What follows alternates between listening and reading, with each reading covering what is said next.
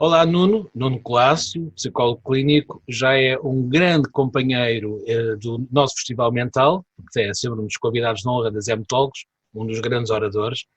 Muito obrigado por tudo isso também e vamos contar contigo certamente para esta edição 20. Uhum. Gostaria muito de saber, tu que também fazes muito a interação entre a psicologia clínica e também a cultura e as artes, gostava muito de saber como é que tu tens conseguido ultrapassar todo este período menos bom que nos tem alterado. Uhum. Ora, boa tarde, ou bom dia, ou como seja. Mais uma vez obrigado pelo convite e mais uma vez parabéns por todas as iniciativas, porque de facto este mental não para, mesmo com Covid ou sem Covid, com Corona ou sem Corona, e de facto é uma honra ter participado e continuar a participar em todas estas atividades e esta genialidade que é a vossa organização e concretização. Ok. Respondendo à pergunta, como é que eu consigo articular? Se ao princípio, de facto, existe aqui uma necessidade de adaptação, claramente, de um cotidiano que inclua todas as atividades que costumavam incluir também o nosso dia-a-dia, e essa adaptação tinha que ser o possível e não o desejável, por isso, em vez das idas aos museus, se calhar utilizar as idas virtuais, em vez dos concertos ao vivo, aproveitar os streamings que muitos cantores e muitos músicos e alguns teatros fizeram, e é, de facto, ir encaixando e continuar a encaixar assim como no dia-a-dia. É claro que passados estes meses torna-se bastante complicado, quer porque no desconfinamento as situações não são muito claras sobre o ir ou não ir e como ir e por que ir, mas também pelo nosso entusiasmo para com a arte, que tem que ter aqui algum refriar face às condições em que os acontecimentos se dão. Por isso, estamos no meio termo, mas não é só no entrosamento entre a psicologia e a arte, é no entrosamento entre nós, seres humanos, e o cotidiano, não é? Porque se os mecanismos anteriores já começam a deixar de funcionar, porque pelo prolongamento que tem havido com toda esta ameaça. Há um cansaço evidente, não é? Há um cansaço evidente. Está demonstrativo no comportamento social. Mas também porque ainda não sabemos como é que vai acontecer. Não está ainda muito bem claro para nós, não é? E principalmente para os nossos mecanismos psicológicos, que neste caso é o que importa mais, como é que vamos adaptar-nos e ao que é que nos temos que adaptar. Por isso, os anteriores já começam desgastados a não funcionar e os próximos, ou não sabem o que vai acontecer, porque ao manter-se a situação, se calhar os anteriores fazem um up-to-date, não é? E nós conseguimos adaptar-nos para conseguir este progressivo desconfinamento, ou se a situação se mantém de confinamento e de ameaça, são necessários desenvolver novos mecanismos, não é? E isso é um tempo incerto, é um tempo muito incerto. Por isso, não só na nossa atitude perante a vida, perante a cultura, mas também do nosso organismo e do nosso funcionamento psicológico perante, não é, a realidade, não é, de saúde física e mental que nós estamos a passar. Sim, se no início havia até um certo entusiasmo por fazermos parte de uma força comum contra o bicho, não é? Neste momento parece que é exatamente o contrário, a liberdade e a euforia até tomou um bocadinho conta da malta, até um bocadinho mais nova, mas os mais velhos também não têm perdão porque juntam-se, como nós vemos nas esplanadas, a jogar à bisca, não é? Portanto, tudo isto, e agora com o turismo e esta confusão toda, nesta curva em V, infelizmente, não é?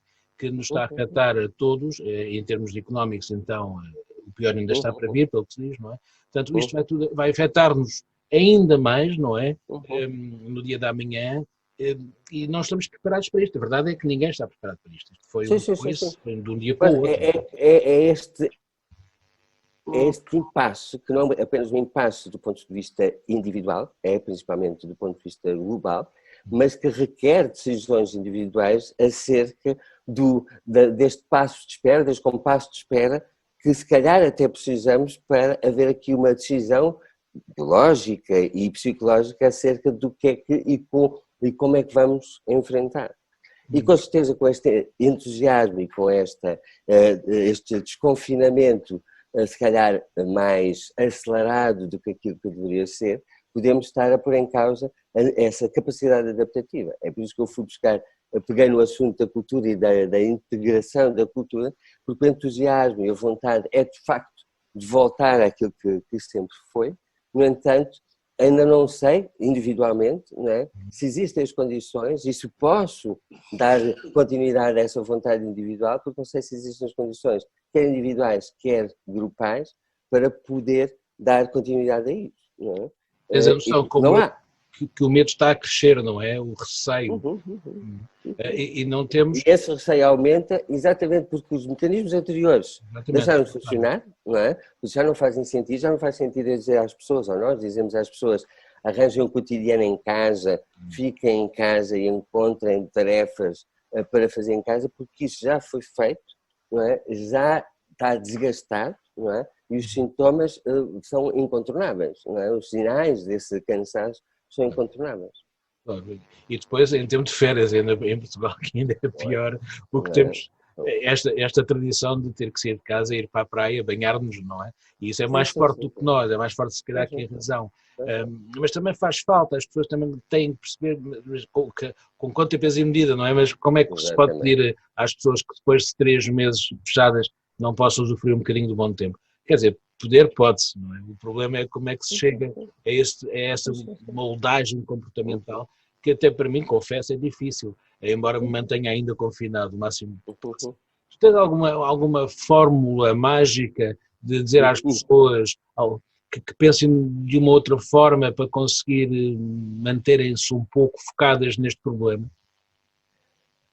Uau, formas mágicas os psicólogos nunca têm, não é? Mas, de facto, no outro dia alguém me perguntava o que é que a psicologia pode, nesta altura, neste presente momento, neste intermédio, poder fazer. E eu, que desde o princípio tenho andado afincadamente a estudar, a tentar perceber o que é que a psicologia pode fazer, mas principalmente como se situa, cheguei neste momento e não consigo encontrar muita coisa, quer em termos de reflexão minha, quer também em termos de literatura, porque se o que é recomendado e aquilo que é suposto aconteceu durante o período de adaptação, neste intermédio há muito pouca coisa ou quase nada. E nós corremos estamos a navegar em águas desconhecidas. Em águas totalmente desconhecidas, não é? E a psicologia não... Quer dizer, a psicologia pode fazê-lo, só que não é enquanto psicologia que pode dizer vamos ter um bocadinho de paciência, ou vamos ter calma, ou vamos ter esperança, não é? Porque não é nem técnico, mas apenas dentro do humanista, não é? Eu na quinta-feira estava a fazer também um vídeo para uma outra instituição em que, de facto, aquilo que saía, e disse muito claramente que não é do ponto de vista da psicologia, mas do ponto de vista humano e humanista, mas também enquanto psicóloga, dizer há que ter aqui, neste compasso de espera, não é, alguma paciência e alguma expectativa de que este compasso de espera dure aquilo que durar, que vai dar a algum sítio. Não é? Falas da esperança, não é? E isso é muito importante. Sim. E a esperança... buscar de alguma forma. Enquanto humanista e enquanto ser humano, é, nesta altura, o recurso mais precioso que posso utilizar. Entende? Porque é, neste momento, a tentativa de percebermos, ou individualmente as pessoas perceberem, que é agora, durante este período de tempo, que é fundamental, se calhar, ainda acentuarmos mais os nossos cuidados, para, durante este tempo, se perceber para onde é que isto nos conduz. Não é? Se é para o agravamento, ou se é para uma manutenção, ou se é para uma melhoria.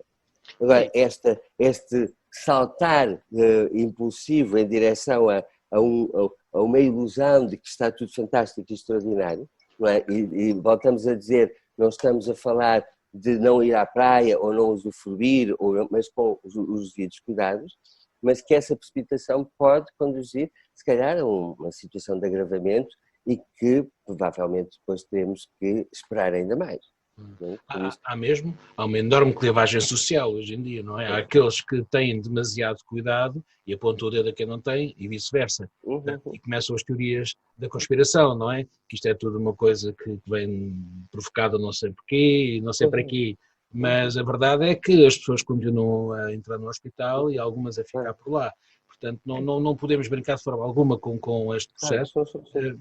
Aquilo que para mim, enquanto observador e psicólogo, me faz alguma estranheza é a capacidade que tivemos do princípio de nos adaptarmos e até cumprir as regras, as normas e conseguirmos manter os números extraordinários que até toda a gente espantava que de facto conseguíssemos mantê-los como estavam, e de repente uma quase tábua rasa que acontece em determinado quadrante da sociedade, em que de repente parece que desaprendeu. Por exemplo, estavas a dizer da discussão acerca da teoria da conspiração, que era uma coisa que eu acreditava que já tinha ficado lá para trás, não é? Cada vez há mais.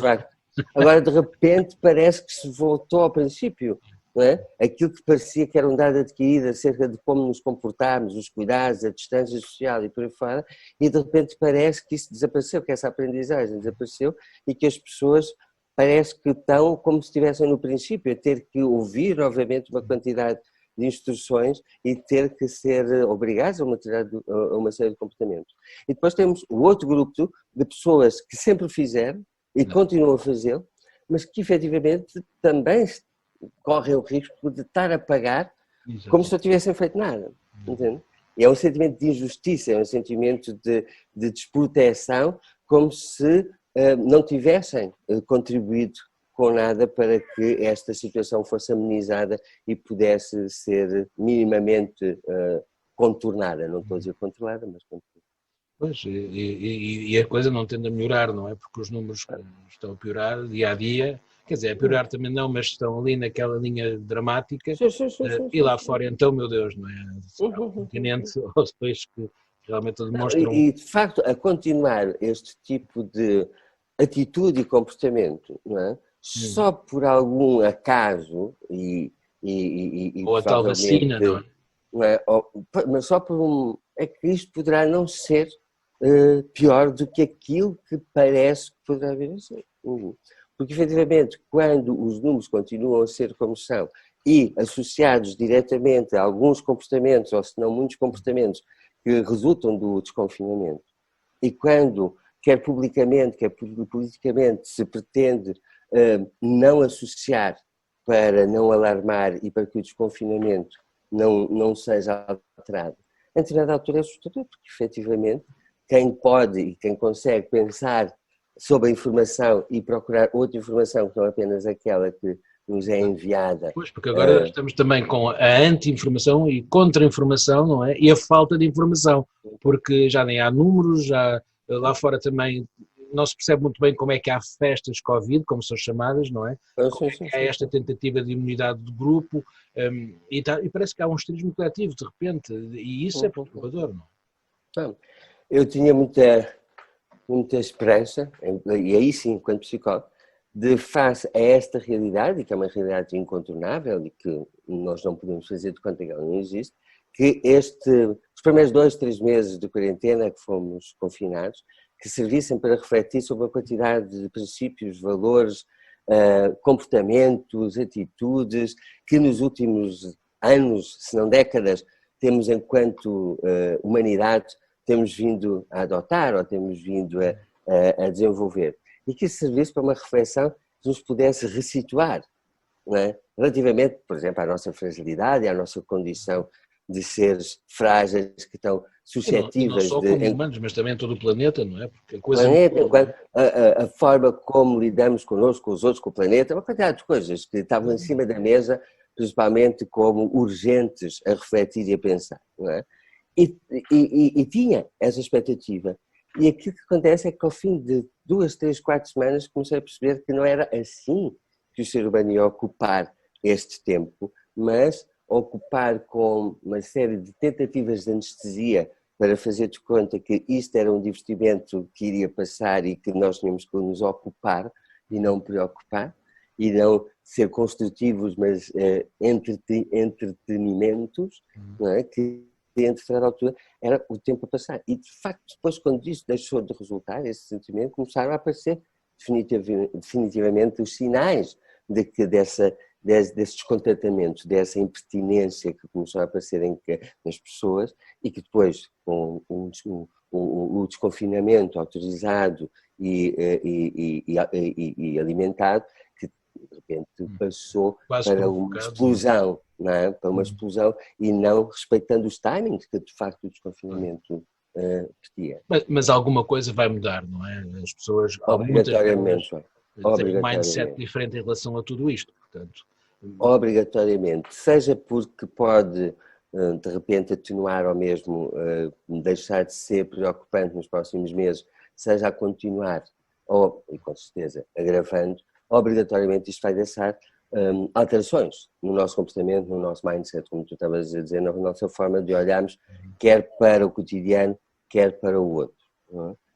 Aquilo que eu gostaria é que também representasse uma mudança de atitude do próprio perante a vida e perante a forma como cada um participa nessa construção. Uma autoanálise que pouca gente gosta de fazer. Exatamente. Mas pode ser que essas mudanças também venham contribuir para isso e contribuam para, de facto, podermos continuar a participar individualmente na construção de alguma coisa coletiva que tenha em conta o outro e que tenha em conta os valores e os princípios que conduzem e lideram a construção de uma humanidade, de uma sociedade. Vamos ver. Olha, para mantermos nesta boa onda, boa vibe, como agora se diz, não é?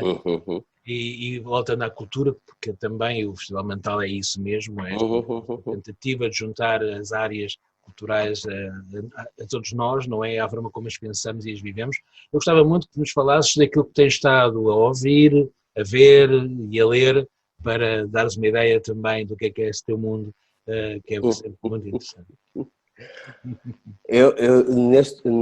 Durante todo este confinamento, ao qual eu continuo a obrigar-me também, por opção, de facto vou buscar músicas da história, da minha história, não é? Daquilo que me construiu e que participou nessa construção e que, de alguma forma, participam e continuam a participar na possibilidade de querer continuar a construir e continuar nesta vontade de fazer bem feito e como deve ser, não é?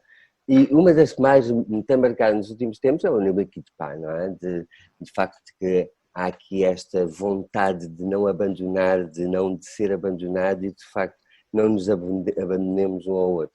Numa interpretação da Maria Gadu, que é uma interpretação que eu acho extraordinária e que tem alguns pontos diferentes, mas seja qualquer interpretação do Numa Kid Pá, acho que é efetivamente uma música que me anima e me dá ânimo. Não é?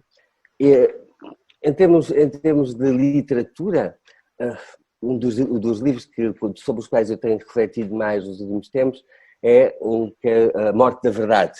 Não recordo agora exatamente o autor, mas é um destes analistas sociais. Eu aqui em cima. É? Analistas sociais e que de facto fala muito desta realidade que nos é colocada e apresentada como verdade absoluta, quando efetivamente está muito pouco sustentada. E onde aquilo que poderia sustentar as afirmações, a ciência, que foi e tem vindo a ser levada a cabo nos últimos centenas de anos, com descobertas e com reflexões e com leituras profundas acerca de determinados temas, é liminarmente aniquilada com porque eu acho, ou porque sou eu que sei, ou porque é isto que eu quero que seja transmitido. O eu. E de repente é como se a ciência, a literatura, uma quantidade de homens e mulheres que durante séculos se esforçaram para construir conhecimento e para construir aquilo que poderá ser a realidade, ou uma descrição dessa realidade, é como se fossem ignorados profundamente de um dia para o outro e deixassem de existir só porque alguém diz eu e porque eu acho. Não é? E aí dá-me também alento no sentido de pensar que, pronto, pelo menos não só sou eu a achar e a pensar que se calhar aquilo que nos querem impor e que nos querem transmitir como verdade não tem nem pode ser assumido como tal quando provavelmente não tem grande sustentação e grande reflexão sobre isso, a não ser a opinião de uns quantos. Não é? Enquanto filmes, milhares deles, mas é sempre complicado, um daqueles que eu gosto mais para, de facto, também transmitir alento e também me dar alento, é um que eu tenho visto, mas já repeti para aí 2 ou 3 vezes nestes últimos tempos, que é o Eduardo Mãos Tesoura, que julgo que é do Tim Burton, não é? Que é esta sensação de extraterrestre no meio dos humanos e que vai procurando uma forma de comunicação e de mostrar que, de facto, o ser humano não tem que ser, por mais articulado ou deformado ou desarticulado, é perigoso. Exatamente, não é? Que não é perigoso, mas que há aqui esta constitutividade da relação, e a constitutividade da relação tem que acontecer a todo momento, lá porque a realidade não é aquilo que nós gostaríamos que ela fosse naquele momento. Isso não quer dizer que não seja possível encontrar comunicação, relação e por aí fora. E como é um dos filmes que mais marcou de toda a minha vida. A definição do belo não é igual para todos, não é? Exatamente. E nós podemos sempre encontrar belo, não é? Nas situações é que nos parece que definitivamente que não existe, não é? Mas que até nos momentos mais difíceis nós podemos encontrar essa lição, essa construção, a relação, o que seja. Não é? Por isso são os meus companheiros. Muito obrigado, Nuno Colasso, por ter estado aqui na Zem Talks Farol. Foi um prazer. Logicamente, as lições que nos deixas e os conselhos são por demais úteis para este próximo passo, esta próxima luta que vamos ter todos contra este bicho, não é? Que ninguém o vê, mas toda a gente o sente, nem que seja psicologicamente. Um grande abraço e obrigado por Olha, João, muito obrigado e um grande abraço. Corre tudo pelo melhor. Fica bem. Tchau.